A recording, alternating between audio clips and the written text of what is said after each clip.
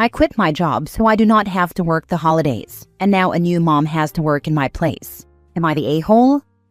I am an ICU nurse, and for the last 6 years, I have worked every Thanksgiving, Christmas Eve, Christmas, and New Year's. It was no big deal to work all these holidays because I do not have an immediate family, widowed 5 years ago, and no children due to infertility issues. My parents and siblings have jobs in retail and public safety, which require them to work the holidays as well, so we traditionally celebrate the holidays several days after the actual holiday. This year, my parents retired and wanted to take a family trip to Europe because we have many relatives there, and they wanted to go to the European Christmas markets. In July of this year, I requested the week of Christmas off, and it was approved. My brother and sister, as well as their spouses, also got the time off from their jobs since it was requested so early. We are heading to Europe for Christmas. Fast forward to the last week of October, my boss calls me into the office to tell me that she has to take away my Christmas vacation because a coworker had a baby a few months ago and she needs the time off to celebrate the baby's first Christmas.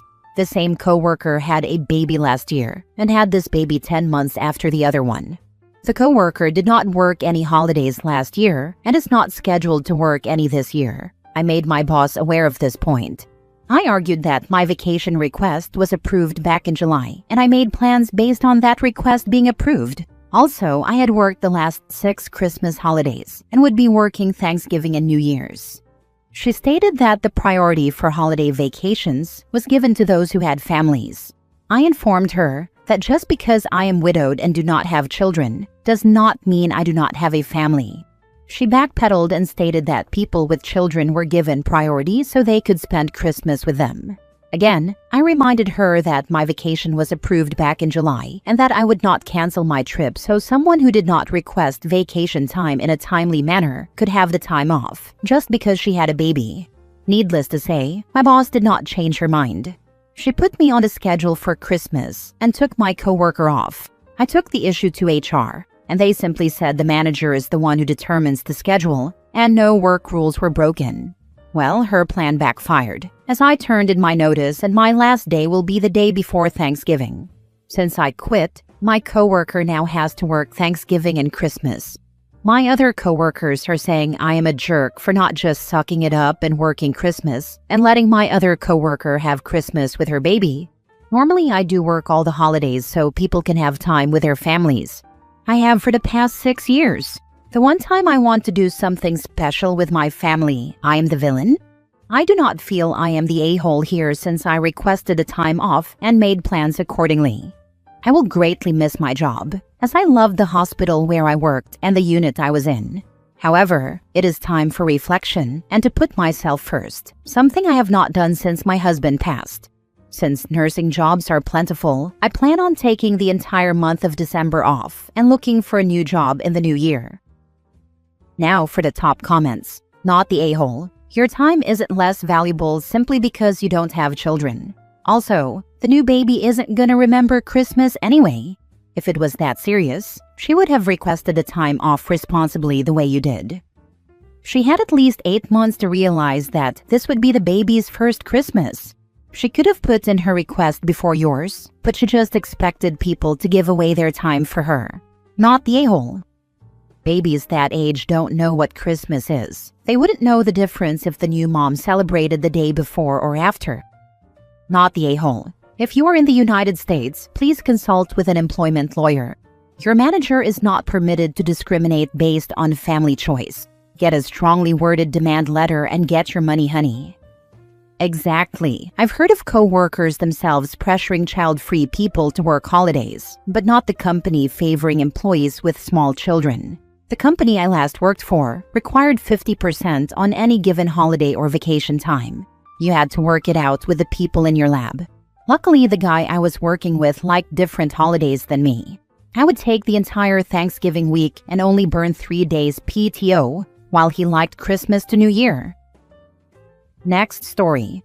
Am I the a-hole for taking everything back after getting fired? Maybe I'm being petty, but you all can tell me what you think. I'd been working in my office for about a year, doing my job well, staying late when needed, and handling pretty much everything without complaint. Then, last Thursday, out of nowhere, I was told I was being fired. No reason, no explanation, just, "You're done this week or next week, I don't know, but you still have to finish everything." My supervisor said it so casually and then just walked off, leaving me standing there in shock. I tried to keep my composure because I still had tasks to finish, including organizing the upcoming Halloween event and wrapping up paperwork. It was humiliating, honestly. I've always been professional, so I kept going. Here's the kicker. I actually liked the woman who was hired to replace me, at least before I knew she was taking my job. I felt weird, angry, and disappointed, but I was trying to stay positive until she asked me why a certain binder was in my car. I told her I'd built that binder myself, using my own materials to stay organized for events. It didn't have any company documents, templates, and ideas. She looked at me and said, "That's not the right answer." That was the final straw. I said okay, walked away, and a few hours later, I came back and packed up everything I had personally bought, built, or created for that office. Decorations, supplies, planning tools, everything. For 6 months, I'd practically been running the office alone, so most of what was there was mine anyway. Now she's pissed because I took everything back and she has nothing left to make her job easier. But honestly, why should I leave my hard work and personal property behind for a company that fired me without explanation and still expected me to clean up their mess? Am I the a-hole for taking back everything I paid for and leaving them to fend for themselves? Personally, I wouldn't have worked the event. If you gave your 2 weeks, sure, but being fired and then expected to work? F off, haha. You did the right thing, and now they're set back, which is awesome. This, when she said she was fired but they still had expectations of her, right answer is simple. No. You fired me. Figure it out yourself. I went to pick my little sister up from her first job one night. I see through the window that she's mopping the floor while bawling her eyes out. I get out of the car and bang on the door till she opens it. "Why are you crying uncontrollably?" Between sobs, she said, "I was fired." "Then why the heck are you mopping the floor?" I grabbed the mop from her, looked her boss dead in his eyes. He had come to the front of the Carvel by then and kicked the bucket all over the floor. "F that, we are leaving." I told her that if she ever gets fired again, to just leave. There is nothing keeping you there. You still have to finish everything. No, I certainly do not have to. Been there, done that. Many moons ago, I was in a similar situation with a total a-hole manager. To the point, when he found out that I was quitting, he started laying down the law as he saw it. My response was that he was so useless that he couldn't organize an activity in a brothel. End of conversation. Since I had already given notice, he could hardly fire me. I really enjoyed my last 2 days working with him. OP is not the a-hole. One of my first real jobs was in the early 2000s. Ugh, that is sad to write. They, boss and colleagues, watched from the door as a car T-boned me while I was pulling up to the store. Clearly, I was unable to work as I was being rushed to the hospital.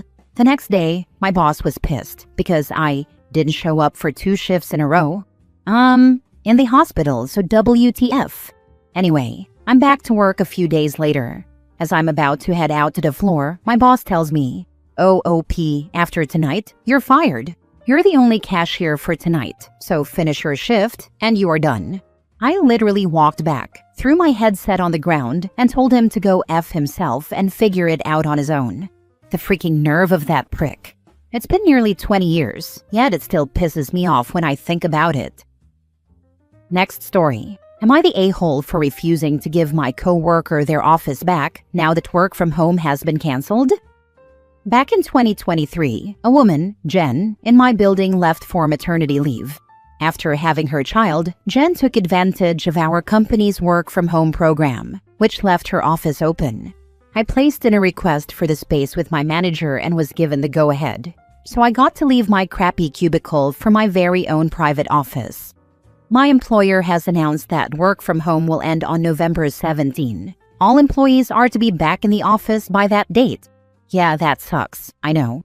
Yesterday, work from home employees came in for tours and desk assignments. When Jen saw I was in her office, she became agitated and asked if I'd be leaving so she could take it back over. I told her flatly that I had no intent to give up the office. Jen spoke with a manager about this, and management's immediate decision was that I was under no obligation to move out of the office. I was approached and asked if I had any interest in returning to a cubicle. I said no, and there was no follow-up from my manager or HR, as they both see the matter as closed. Now, just a day later, I'm getting stink from coworkers who think I'm punishing Jen for something outside her control. Jen has also emailed me, asking me to consider the position she's in, and that she's already being punished by the company by being compelled to return to the building, and asking me to consider her feelings. Sincerely, I definitely understand how much this sucks for her and everyone else being forced to come back, but I like having my own office. I have a lot of stuff in here that I'd otherwise have to carry back home. I'd be giving up the privacy that I've become accustomed to, and if I'm being honest, I enjoy actually having a nice window to look out of, and none of the noise of the cubicles. Am I the a-hole on this one? Is there a reason Jen had the office? High position that required privacy for calls or meetings, etc.? If there is no work reason for her to have the office, and HR/your boss aren't telling you that you have to move, just stand your ground. My company is weird. We have 15 non-managerial offices. When one becomes available, you may bid on one, and whoever has the most seniority and best performance metrics wins the office. Generally, 1 or 2 offices become available every year, either because of a promotions or turnover. So Jen and I are no different than anyone else in the cubicles. When it became available, I got it because I asked and had the seniority and metrics to win over anyone else who'd placed a request. You followed the rules and worked hard. They're trying to subvert the rules and take something from you. Not the a-hole. Maybe Jen should consider your feelings, as you've been working from the office for years. For her to demand her office back after she moved out of it is really entitled. Call her out to her face, and don't tolerate her trying to act like you're the bad guy. Stick to facts and keep emotions out of it. Good luck. If she was returning from maternity leave, Jen would have a fair argument about returning to that particular room, but she decided to work from home after her mat leave ended, which freed up the office. OP needs to raise this to HR, citing Jen making the office a hostile work environment because OP isn't giving Jen the office space. Yeah, I agree with that totally. Jen is causing a lot of issues for OP about this. Her coworker saying that losing the office was out of her control is false. She could have come back after her maternity leave, but she didn't. She forfeited the office when she decided to work from home. Jen needs to realize that and move on. Last story. Am I the a-hole for refusing to run all the office morale stuff after HR put my name on a sign-up sheet without asking? I was hired as a data analyst last fall at a small tech company, Hybrid. My plate is full. Q2 dashboards, a messy migration, late-night pager once a week. Last month, HR rolled out a culture initiative, basically a spreadsheet of duties like birthday cupcakes, snack restock, welcome baskets, planning surprise parties, taking notes during meetings so managers can be more present, all that soft glue. I didn't sign up. I was in a client call. The next day, I got a ping. Congrats. You are lead for Q1 morale. Please pick a co-lead. My name was already typed in bold. Apparently, someone said I have good vibes because I bring muffins sometimes. Those muffins are from Costco and were for my team because we shipped a rough sprint, not a personality. I replied, thanks but no, I was not asked and this is not my job class. HR wrote back, it is everyone's job to build community and we need women to lead because we listen better. That made my skin crawl. I said again, I will join events. I will not plan them. My manager said we should be team players, but also admitted my objectives are behind and he needs me on the migration. Meanwhile, people started forwarding me requests, like a dev asked if I can stock energy drinks with 0 sugar, and a director told me to schedule a baby shower at 3 p.m. on sprint review day. I stopped answering, and HR created a group chat called Morale with me as owner. I left the chat. Yesterday, HR pulled me into a video call with a slide deck about how culture work is undervalued, which I agree with, but that means you pay people or adjust load, not secretly assign women. I said if they want an actual coordinator role, post it. I'll even help write the request, but I am not free labor because I smile and print stickers straight. Now I'm getting side eyes, and someone said I killed the vibe, which is wild because our vibe lately is 3 outages and lukewarm pizza. My manager told me to write it up for HR formally, so I did, including the gendered comment. HR is disappointed and says they will reevaluate the process, but a few coworkers think I made drama for nothing. Gross how they try to force crap on you. I worked at one of those companies where they like to placate their employees with pizza days and cupcake days and the like.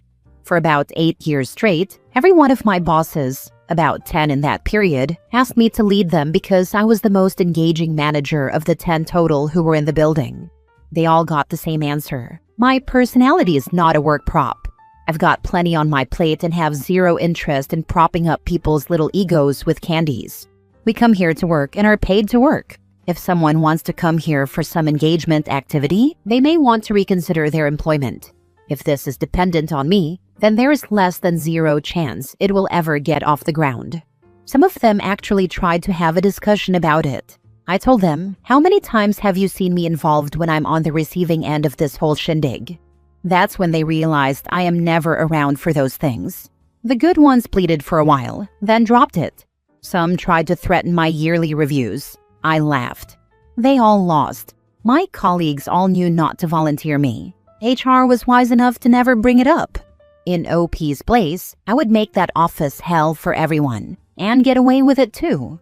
Nobody should be forced to participate in people's feel-good factors. Not the a-hole. Remind them that selecting you on the basis of your gender for this task is gender discrimination. Gender discrimination is not going to improve the culture at your workplace. Culture needs to be led from the top. It's insane that someone from Human Resources actually admitted selecting OP for her gender in an email. I mean, the fact that they chose her for her gender is not surprising, but HR people typically know better than to put it in writing.